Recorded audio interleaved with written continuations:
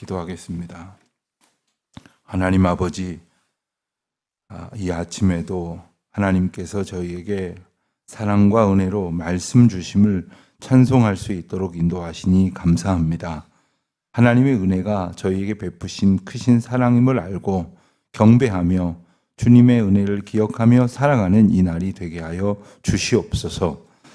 허탄한 생각으로 저희에게 주신 은혜를 망각하거나 혹은 저희 앞에 두신 사명을 외면하거나 또 저희를 이끌어 가시고자 섭리하시는 하나님의 은혜를 소망하지 못하는 허망한 일이 없도록 주여 성령 하나님께서 저희들을 꼭 붙들어 주시기를 간절히 기도드립니다. 주님 간절히 바라고 원하옵기는 저희에게 이마만큼의 믿음을 주셔서 주님이 인도하시는 길로 걸어갈 수 있게 하신 것처럼 사랑하는 우리 자녀들 또한 가족들 또 부모님 연로하신 부모님들 또 주님께서 저희에게 맡기신 귀한 다음 세대에 참 사람으로 오신 하나님의 놀라우신 사랑과 말씀의 은혜를 가르칠 수 있도록 인도하여 주시기를 기도드립니다. 아버지 하나님, 주여 저희를 붙들어 인도하여 주셔서 오늘도 그 뜻 가운데에 순복하게 하여 주시옵소서. 하나님, 예배당을 새로이 짓는 이 귀한 역사를 저희에게 주셨습니다. 하나님께서 저희에게 베푸신 은혜를 따라 이제 성전 건설 새 예배당 성전이 잘 완공되어 갈 수 있도록 도와주시고 이제 특별히 저희가 모여 예배드리고자 기도하며 소망하는 본당의 모습이 하나씩 그 모양을 갖춰가는 것을 보면서 참 감사를 드립니다. 주님 간절히 바라고 원하옵기는 하나님께서 베푸신 은혜를 따라 이 모든 일이 순적하게 이루어질 수 있도록 도와주시옵시고 특별히 안전하게 이 모든 과정이 이루어질 수 있도록 은혜를 베풀어 주시기를 간절히 기도드립니다. 여러 회사가 함께 이 완성을 위해서 애쓰고 있습니다. 협력하며 애쓰는 부분이 마치 한 몸 같게 하여 주시옵시고 한 팀처럼 원활하게 소통하며 그 모든 과정이 이루어져 가게 하여 주시기를 기도드립니다. 하나님, 저희 교회가 저희 예배당과 함께 성도들의 공동체도 지어져 가게 하여 주시기를 기도드립니다. 공동체라 하셨사오니 한쪽에서 아프고 괴롭고 고통스러우면 다른 한쪽도 마찬가지일 것인데 저희들 서로 사랑으로 섬기며 기도하는 자들이 되게 하여 주시옵소서. 특별히 연로하신 어르신들, 병약한 성도님들 하나님의 은혜 가운데에 주님의 고치시는 은혜를 사모하며 병중에 기도하며 하나님의 놀라우신 은혜를 바라보는 모든 성도들에게 하늘의 신령한 은혜와 땅의 복된 것들로 붙들어 채워주시기를 간절히 기도드립니다. 하나님, 오늘도 입원 중에 있는 교우들이 있습니다. 하나님, 특별히 우리 이장우 장로님을 주님의 손에 붙들림 바 되게 하여 주시옵시고 하나님께서 친히 그 연약해진 몸을 강건하게 보호하여 주시옵시고 그 호흡을 하나하나 일일이 간섭하여 주시기를 간절히 기도드립니다. 하나님, 특별히 하나님께서 베푸신 기운으로 호흡하게 하여 주시옵시고 하나님께서 베푸신 권능으로 의지를 갖고 낫게 하시는 하나님의 도우심을 바라보는 믿음의 눈 갖게 하여 주시옵소서. 아버지 하나님, 저희가 서로를 사랑하는 마음으로 하나님 앞에 은혜를 구하는 것은 저희의 욕망 때문만이 아니요 하나님께서 저희에게 주신 사명을 잘 감당하기를 원하는 소망 때문이게 하여 주시옵시고 저희 교회 가운데 맡겨주신 이 귀하고 복된 사명들을 잘 짚어서 더 잘 감당할 수 있도록 준비하는 시간 되게 하여 주시옵소서. 군문에 나가 있는 우리 자녀들, 유학 중에 있는 젊은이들이 있습니다. 해외나 지방에 거주하고 있는 우리 사랑하는 교우들이 있습니다. 한 사람 한 사람 들려오는 소식이 평안하고 복되도록 안보하여 주시옵소서. 주여 이 나라를 불쌍히 여겨 주시기를 기도드립니다. 아버지를 하나님 구주의 놀라우신 통치로 온전히 의지하는 자들이 되게 하여 주시옵시고 저희를 다스리고 이 세상을 다스리시는 하나님의 권능이 저희의 삶을 오늘도 주장하여 주시옵소서. 아버지 하나님, 오늘도 성도들이 흩어져 살아가게 될 삶의 모든 자리에서 하나님의 권능을 나타내 주시옵소서. 감사드리오며 우리 주 예수 그리스도의 이름으로 기도드립니다. 아멘. 디모데후서 3장 말씀을 계속해서 보겠습니다. 3장 10절부터 17절까지 말씀 우리 다 같이 한 목소리로 봉독하겠습니다. 나의 교훈과 행실과 의향과 믿음과 오래 참음과 사랑과 인내와 박해를 받음과 고난과 또한 안디옥과 이고니온과 루스드라에서 당한 일과 어떠한 박해를 받은 것을 내가 과연 보고 알았거니와 주께서 그리스도 예수 안에서 경건하게 살고자 하는 자는 박해를 받으리라. 악한 사람들과 속이는 자들은 더욱 악하여져서 속이기도 하고 속기도 하나니, 그러나 너는 배우고 확신한 일에 거하라. 너는 내가 누구에게나 배운 것을 알며 또 어려서부터 성경을 알았나니 성경은 능히 너로 하여금 그리스도 예수 안에 있는 믿음으로 말미암아 구원에 이르는 지혜가 있게 하느니라. 모든 성경은 하나님의 감동으로 된 것으로 교훈과 책망과 바르게 함과 의로 교육하기에 유익하니 이는 하나님의 사람으로 온전하게 하며 모든 선한 일을 행할 능력을 갖추게 하려 함이라. 아멘. 디모데후서는 디모데에게 보내는 개인적인 서신이면서 디모데가 목회하는 일에 관하여 권면하는 말씀이고, 그에 따라서 조금 넓게 본다면 교회의 공동체의 신앙인들을 향하여 주시는 권면의 말씀이라고 할 수가 있겠습니다. 믿음 생활이라고 하는 것은 곧 예수 그리스도를 따라가는 것입니다. 예수님께서 우리 모든 인생들이 예수님의 걸어가신 그 길로 잘 따라감으로써 하나님 앞에 이르도록 인도하시는 인도자가 되어 주시기 위하여 몸소 하나님께서 우리 가운데 오셨던 것입니다.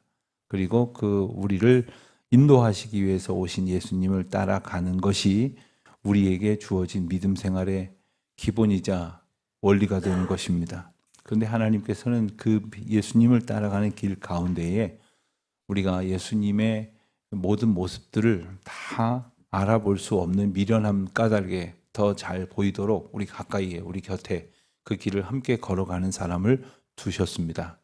그래서 오늘날 우리가 오늘까지 우리 앞에 있는 믿음의 선조들을 따라서 잘 기억하면서 따라갈 수가 있는 겁니다. 그러니까 좋은 신앙 공동체는 어떤 공동체라고 할 수 있느냐? 본받아 따라갈 만한 이들이 많이 있는 그러한 공동체가 바로 좋은 공동체입니다. 사방을 둘러봐도 이상한 행동만 하는 사람들로 가득 찬 공동체는 그런 사람들만 또 모이게 된답니다. 그러니 우리가 이제부터라도 좀 더 가까이 예수 그리스도를 따라가는 믿음 생활을 하고자 모두가 한 걸음씩 했을 때 우리를 바라보는 모든 사람들이, 특별히 우리의 자녀손들과 그리고 믿음의 후대들이 함께 또한 우리와 함께 예수 그리스도의 길로 따라가게 될 것입니다. 사도 바울은 지금 디모데에게 이 이야기를 하고 있는 겁니다. 사도 바울은 특별히 빌립보서와 또 고린도 전서에 걸쳐서 세 차례나 나를 본받으라 이런 표현을 한 적이 있는데, 사실 인간적으로 생각하면 건방지게 교만하게 누가 누구를 본받으라는 건가, 인간사 거기서 거기지, 이런 생각을 할 수 있을지 모르지만 바울은 그 자신이 어떤 그 완전한 모범이어서 본받으라는 것이 아니라 자신이 어떠한 상황 속에서도 예수님을 바라보고 있는 그것을 본받으라는 겁니다. 예수님을 따라 향해 가려고 하는 그것을 본받으라는 것입니다. 그 자세를 본받으라는 것입니다. 학교 선생님들 하시는 말씀이 공부 잘하는 학생들하고 못하는 학생은 한 번에 보면 안 돼요. 어떻게 한 번에 압니까? 그랬더니 공부 잘하는 학생은 이 양옆개와 고개와 시선이 딱 앞을 향해 있는데, 공부 못하는 학생이 아니라 안 하는 학생이겠죠. 어딘가는 삐뚤어져 있대요. 몸이 옆에 있는 친구한테 이렇게 삐뚤어져 있고 눈만 이렇게 선생님 눈치 보고 있는 사람, 또 몸은 앞을 향해 있지만 고개가 이미 돌아가 있는 사람, 시선은 앞으로 가 있는 것 같지만 중심이 없는 사람, 다 온전히 앞을 바라보지 못하는 거죠. 온전히 예수님만 바라본다는 것은 뭘까? 보이는 모든 것이 하나님의 인도하심이라고 고백한다면 그것 가운데에 내게 혹 부담스러운 것이나 혹 내가 원하지 않는 것처럼 보여지는 것까지도 온전히 의지하고 바라보는 것입니다. 사도 바울에게 보여진 모든 모습이 디모데에게 다 흔쾌했겠습니까? 특별히 사도 바울이 겪는 고난과 역경 그리고 박해와 시련, 무엇보다도 교회를 목회하면서 그가 겪은 많은 어려운 일들이 어린 디모데에게 그게 쉬웠겠습니까? 그러나 오늘 본문에 보면 모든 것들, 10절과 11절에 말하는 이 모든 것들을 보고 알았거니와 주께서 이 모든 것 가운데서 나를 건지셨느니라. 바울이 처한 모든 상황, 그가 견디는 모든 어려움들, 특별히 11절을 보면 박해를 받음, 고난과 또한 특별히 안디옥과 이고니온과 루스드라에서 당한 일, 이곳에서 그는 매를 맞고 돌을 던지는 상황 가운데에서 비난과 조롱을 받고 심지어 쫓겨나기까지 했습니다. 매 맞고 돌 맞고 죽을 뻔한 곳이었습니다. 그러한 상황에도 어떠한 박해가 있었는지를 디모데는 알고 있었습니다.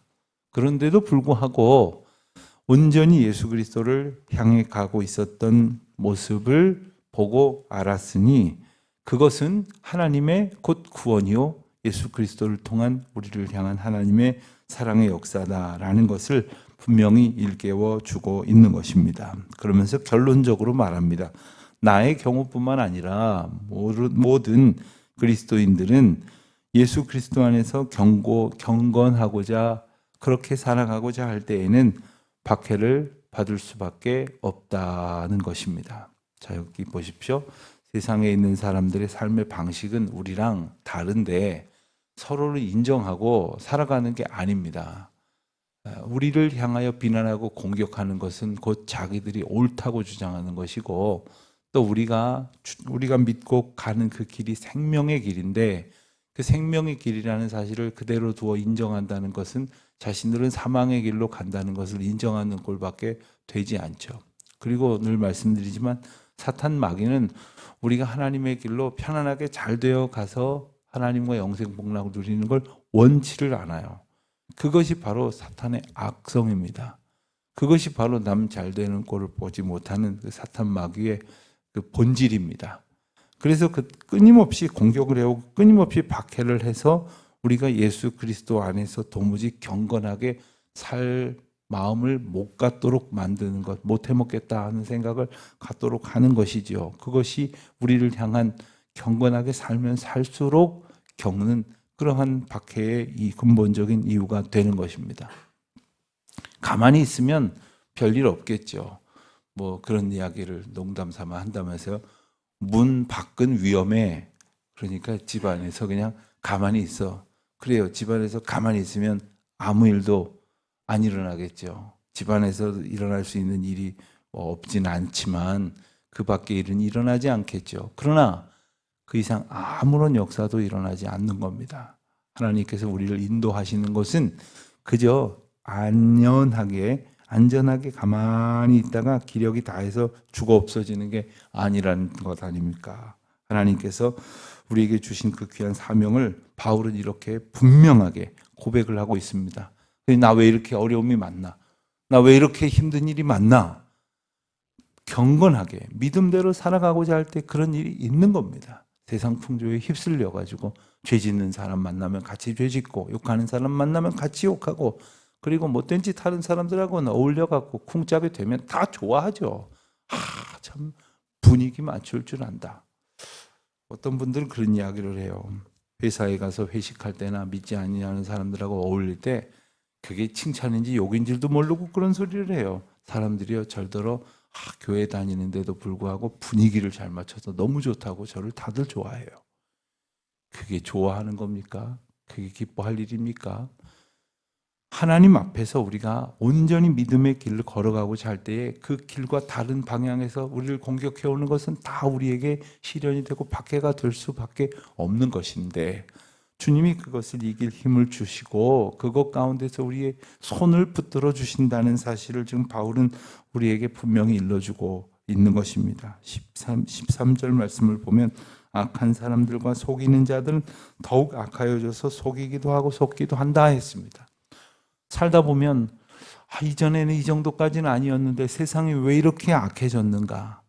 어쩌다가 어디까지 가려고 이러는가 하는 생각을 가질 때가 있지만 사실 그런 이야기는 계속해서 들려지는 것임을 감안해 보면 악은 더욱더 악을 향해서 치닫고 있는 것이죠. 상상할 수 없는 정도의 악을 우리가 듣고 보게 될 것입니다만은 그럼에도 불구하고 바울은 권면하기를 14절에 보면 배우고 확신한 일에 거하라. 배웠던 일, 우리가 배웠던 것을 기억해낼 줄 알아야 한다는 말씀을 우리에게 주십니다. 우리가 성경 공부 얼마나 많이 했습니까? 하나님의 말씀 얼마나 많이 들었습니까? 그 들은 대로만 산다면 하나님의 뜻 가운데에 우리가 붙들림 받으여 산다면 얼마나 귀하겠습니까? 그러니 날마다 주여 우리에게 말씀하신 대로 확신한 가운데에 거할 수 있도록 우리의 소망을 두어야겠죠. 바울은 디모데에게 좀 더 구체적으로 그의 삶을 이렇게 추억하게 만듭니다. 누구에게나 배운 것, 그러니까 많은 사람들에게 배운 것을 기억하고 있다는 것이죠. 저는 아주 놀라운 분을 한번 뵌 적이 있는데 초등학교 1학년 때 선생님은 누구, 2학년 때 선생님은 누구, 3학년 때 선생님은 누구. 근데 선생님 이름이 가만 보니까 2분이고 어떤 때는 3분이고 이렇게 돼 있어요. 이 뭡니까? 그랬더니 학교 선생님 한 분하고 교회 선생님 한 분입니다. 그런데 그분 연세가 60이 훌쩍 넘어 있어요. 그런데 그분이 벌써 오래전부터 써놓았겠지만 50년 전, 60년 전에 초등학교 때 교회 학교에서 본인을 가르친 선생님, 또 함께 학교에 가서 자기를 가르쳤던 선생님, 학교 선생님들은 우리가 얼추 기억할 수 있을지 모르겠지만 교회 선생님을 다 기억을 해놓고 적어놓고 있는데 제가 너무 놀랍고 반갑고 귀해서 그거 적어놓으시니까 어떤 유익이 있으십니까? 했더니 바로 여기에 우리 애가 기억해야 될 은혜의 포인트가 있는데 그때 이 선생님을 떠올리면 이 선생님이 내게 가르쳐 주셨던 말씀이 그리고 내게 베풀어 주셨던 사랑이 수도 없이 떠오른답니다. 그렇습니다. 우리가 하나님의 말씀 가운데 살게 하셨던 하나님의 은혜를 기억할 수 있도록, 그래서 그 기억 속에서 확신하게 하신 것 가운데서 살도록 우리에게 지금껏 수많은 하나님의 종들을, 말씀의 인도자들을 주셨다는 것을 함께 기억해 보자는 말씀이기도 한 것입니다. 15절에 보면 어려서부터 성경을 알았나니, 그렇습니다. 디모데는 어려서부터 신앙교육을 말씀으로 잘 배운 사람들입니다. 교회 보니까 여름 성경학교를 하는데 그 다음 주에는요 어른 성경학교를 하더라고요. 그러니까 어린이들만 여름 성경학교 하는 게 아니라 어른들을 대상으로 어른 여름 성경학교를 하는데 이름을 어른 성경학교라고 붙였어요. 그래서 어린 시절 추억하는 것처럼 3일 동안 새벽, 오전, 저녁, 오후 해가지고 함께 모여서, 물론 시간이 나시는 분들이나 가능하겠지만 어린 시절 성경학교 때 했던 프로그램 비슷하게, 그러니까 어떻게 보면 아주 유치하기도 하고 애들 노는 것 같기도 하고 그러지만 많은 분들이 얼마나 좋아하시는지 모르겠대요. 그래서 저런 것도 한번 해보면 좋겠다 이런 생각을 가져본 적이 있습니다. 우리가 어린 시절부터 하나님의 말씀을 읽으며 자랐습니다. 그러니까 말씀이 우리 삶 가운데 녹아져 있어야 되는 거죠. 그래서 어떤 기독교 교육학자는 사람이 외우는 거를 제일 잘할 수 있는 나이는 사실 20세 전후래요. 20세 전후가 제일 암기력이 좋대요. 그런데 20세 전후에는 자기가 외우고 싶은 것만 외운대요. 그런데 어렸을 때는 암기력이 조금은 부족한지 모르지만 부모나 선생님이 외우도록 권하는 것을 외운대요. 잘 받아들인대요. 그러니까 우리가 그 전에 자녀들한테 말씀을 많이 가르치고 또 말씀을 암송하게 하고, 어른들은 암송하자 그러면 아이고 고개를 저으실지 모르지만 우리 어린이들은 암송하자 그러면 너무 신나요. 너무 기뻐해요. 즐거워한단 말이에요. 우리 유치부에서 말씀을 많이 암송시키셔야 돼요. 많이 말씀을 붙들고 그 말씀이 생각나게 해야 돼요. 어려서부터 말씀으로 충만하게 해야 한다는 것이죠. 16절에 바울은 성경에 아주 귀한 진리를 말합니다. 모든 성경은 하나님의 감동으로 된 것으로 교훈과 책망과 바르게 함과 의로 교육하기에 유익하니. 성경은 어떤 책입니까? 이 구절을 꼭 기억하시기를 바랍니다. 성경은 어떤 책입니까? 우리의 삶을 하나님께서 인도하시기 위해 유익하도록 지어주신 하나님의 감동이라는 거죠. 성경은 참 놀라운 책입니다. 성경 안에는 66권으로 나뉘어져 있다고 말할 수 있으나 이것은 하나님의 전체적인 섭리 가운데에서 무려 최대로 길게 보면은 2700년 혹은 3000년 정도의 시차를 가진 40여 명의 저자들이 이 성경을 기록하고 있습니다. 이 성경을 기록한 사람들이 모여서 편집회의를 한 것도 아닙니다. 어떤 방향으로 우리가 같이 이걸 조율하자. 당신은 이걸 다루고 나는 이걸 다루겠어. 이런 회의를 한 적이 없습니다. 모든 것이 다 하나님의 감동 가운데서 이루어진 것입니다. 그런데 이 성경은 17절에 보는 대로 우리가 하나님의 사람으로 살아가기에 온전하게 하도록 주신 것이란 말입니다. 뿐만이 아닙니다. 모든 선한 일을 행할 능력을 갖추게 하신 것입니다. 사람이 어떤 일을 행하는 데 있어서 기본적으로 선한 하나님의 방식으로 살아갈 수 있는 능력이 무엇이냐? 바로 하나님의 말씀이라는 것입니다. 하나님의 말씀을 붙들지 아니하면 선한 일에 능력 있게 살아갈 수 있는 길이 하나도 없다는 사실, 오직 말씀을 통해서 진리 안에 거하게 하시며 능력으로 우리 앞에 닥쳐오는 모든 박해와 시련을 물리치게 하시고 무엇보다도 하나님의 사람으로 살아가게 하신다.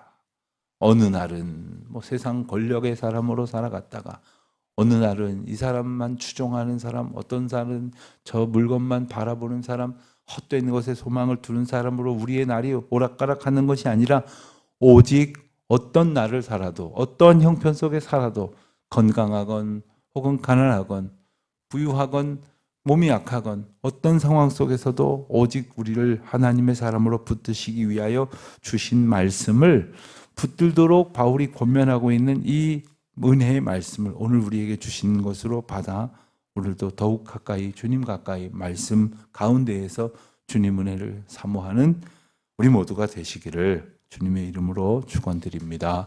기도하겠습니다. 아버지 하나님, 말씀 주셔서 저희의 걸음 바르게 인도하시니 감사합니다. 그 말씀 따라 살아가는 기쁨으로 충만케 하여 주옵소서. 예수님의 이름으로 기도드립니다. 아멘. 하늘에 계신 우리 아버지, 아버지의 이름을 거룩하게 하시며 아버지의 나라가 오게 하시며 아버지의 뜻이 하늘에서와 같이 땅에서도 이루어지게 하소서. 오늘 우리에게 일용할 양식을 주시고 우리가 우리에게 잘못한 사람을 용서하여 준 것 같이 우리 죄를 용서하여 주시고 우리를 시험에 빠지지 않게 하시고 악에서 구하소서. 나라와 권능과 영광이 영원히 아버지의 것입니다. 아멘.